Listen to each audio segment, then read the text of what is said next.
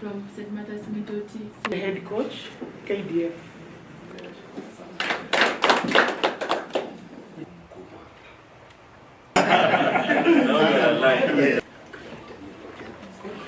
Ting.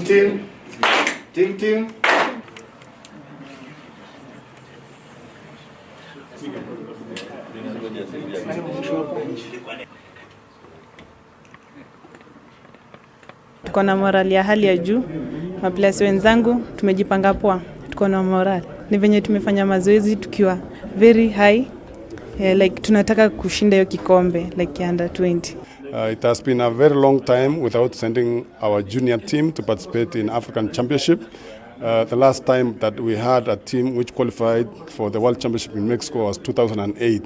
Since the minister joined the ministry, has really helped us and give us the support that we need. And I have no doubt that this team is going to do a lot of pride for our country. When you are given the national flag, it means the 55 million Kenyans are represented. So when you are playing, you are not just playing for yourself. You are playing for Kenya. Timu.